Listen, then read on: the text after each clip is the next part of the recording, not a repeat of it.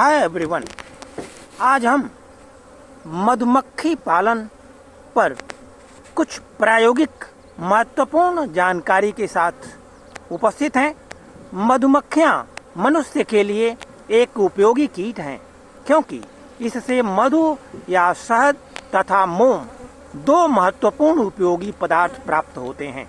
दोनों वस्तुओं को मनुष्य आदिकाल से प्रयोग में लेता आ रहा है। शहद एक पौष्टिक आहार है तथा मधुमेह के लिए भी यह लाभकारी है। मोम से भी अनेकों प्रकार की चीजें तैयार की जाती हैं। मधुमक्खियों से शहद एवं मोम प्राप्त होने के कारण इन्हें भारत में महत्वपूर्ण रूप से पाला जाता है। इसके अलावा पराग, प्रोपोलिस, रॉयल जेली, मधुमक्खी विष का भी उत्पादन आज के समय पूरी दुनिया में महत्वपूर्ण रूप से होने लगा है, जिनसे अधिकाधिक पैसा कमाया जाने लगा है। वर्गीकरण के हिसाब से एनिमेलिया किंगडम का यह कीट आर्थ्रोपोडा फाइलम का है। इंसेक्टा क्लास के अंतर्गत पाया जाता है। जीनस एपिस है इसका और स्पीसीज इंडिका के रूप में इसको महिमान्वित किया गया है। संसार में मधुमक्खियों की 4 जातियां पाई जाती हैं। एपिस डॉर्सेटा, दूसरा एपिस फ्लोरिया जो कि लघु मधुमक्खी के रूप में हम जानते हैं, एपिस इंडिका इसे पूर्वी मधुमक्खी कहते हैं। उपरोक्त तीनों जातियां जंगली दिशा में भारत, लंका तथा दक्षिणी एशिया के अन्य भागों में पाई जाती हैं। एपिस मेलिफेरा को पश्चिमी मधुमक्खी या यूरोपियन मधुमक्खी के रूप में कहा जाता है, जो कि आज के समय में इसका पालन हम करते हैं। यह जंगली दिशा में यूरोप में भी पाली जाती है। मधुमक्खियां जंगलों या बगीचों में पेड़ों के खोखले भागों तथा घरों के विभिन्न भागों में अपने छत्ते बनाती हैं। ये बड़ी परिश्रमी होती हैं। एक छत्ते में इन मधुमक्खियों का पूरा परिवार रहता है। एक कुटुंब में एक गर्भित मादा यानी रानी, कई सौ नर तथा हजारों श्रमिक मधुमक्खियां या वर्कर्स होती हैं। एक मधुमक्खी के शरीर की रचना सामान्य कीट की भांति ही होती है। शरीर सिर, वक्ष तथा उदर नामक 3 भागों में बटा रहता है। मुखांग द्वारा ग्रसनी की चूषण क्रिया की सहायता से श्रमिक मकरंद या नेक्टर को क्राप या मधु कोश हनी सैक में जमा करती हैं। यहाँ यह लाल ग्रंथियों द्वारा स्रावित एक एंजाइम के साथ क्रिया कर मधु में परिवर्तित हो जाता है। वक्ष की पृष्ठ सतह पर 2 जोड़े पंख तथा अधर तल पर 3 जोड़ी टांगे होती हैं। उदर 6 खंडों का बना होता है, जिसमें दंश तथा मोम ग्रंथियां पाई जाती हैं। मधुमक्खियों के जीवन चक्र का अध्ययन हम कई शीर्षकों के अंतर्गत कर सकते हैं प्रायोगिक रूप से। पहला जो है मैथुन उड़ान या मैरिज या इसको निट्यूअल फ्लाइट के रूप में जानते हैं। नवजात कुमारी रानी मक्षिका अपने कोष्ठक से निकलने के बाद अपनी प्रथम वायु उड़ान करती है। इस रानी के पीछे नर मधुमक्खियों का समूह उड़ता है। मैथुन उड़ान भरने के समय ही होता है। मैथुन क्रिया में रानी नर से शुक्राणु ग्रहण करती है। यह शुक्राणु रानी के शुक्राशयों में संचित रहते हैं तथा जीवन पर्यंत अंडों को निषेचित करते रहते हैं। नर मधुमक्खी के पश्चात तुरंत जो है मर जाता है। अब इन दोनों का जोड़ा भूमि पर गिर जाता है। रानी उस मरे नर से अपने को अलग करके छत्ते में वापस लौट जाती है और रानी के शरीर में गए कुछ विकृतियों को वर्कर्स के द्वारा साफ कर दिया जाता है। अंडे तथा अंड रोपण का कार्य मैथुन के लगभग 4 दिन पश्चात रानी मक्षिका अंडे देती है।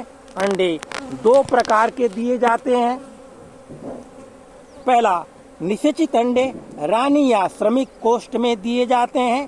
अनिषेचित अंडे नर कोष्ठ में दिए जाते हैं।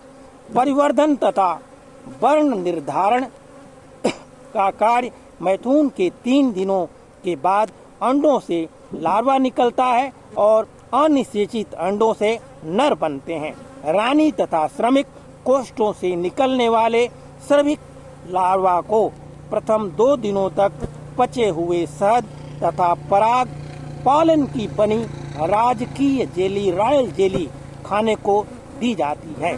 जिस लार्वा को ऑक्सीजन राजकीय जेली मिलती रहती है वह रानी में परिवर्तित हो जाती है, किंतु जिस लार्वा को 2 दिनों में शहद तथा पराग का मिश्रण खिलाया जाता है वह श्रमिकों में परिवर्तित हो जाती है। रानी तथा श्रमिक दोनों ही द्विगुणित निषेचित अंडों से ही विकसित होती हैं, लेकिन भोजन की भिन्नता की वजह से ही यह रानी और श्रमिक बनती हैं। लार्वा बढ़ते हैं तथा इनमें कई बार खाल निर्मोचन या मोल्टिंग की क्रिया होता है।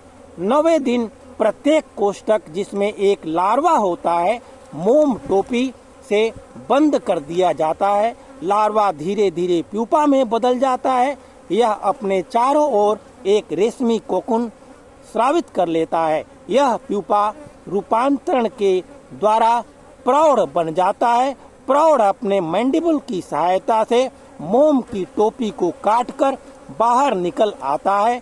कायांतरण संपूर्ण करने में नर को 21 दिन, श्रमिक को 18 दिन और रानी को 13 दिन का समय लग जाता है।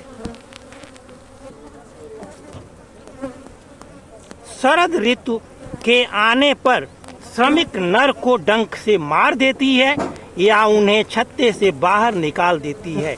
छत्ते से बाहर यह नर भूख अथवा ठंड से मर जाते हैं। रानी व श्रमिक छत्ते से संचित शहद तथा पराग खाकर पूरे शरद ऋतु को बिता देती हैं। पुनः बसंत ऋतु के आगमन पर ये क्रियाशील हो जाती हैं।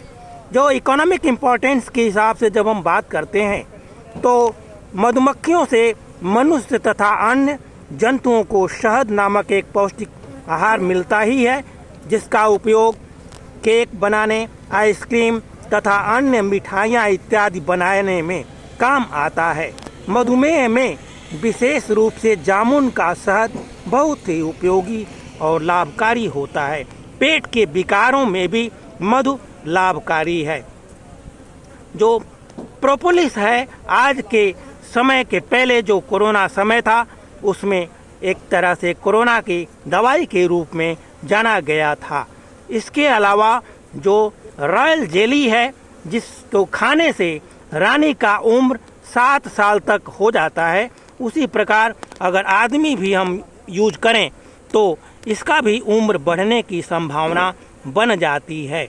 इसके अलावा डंक विशेष उपयोगी है, कई एक दवाइयों में काम आता है।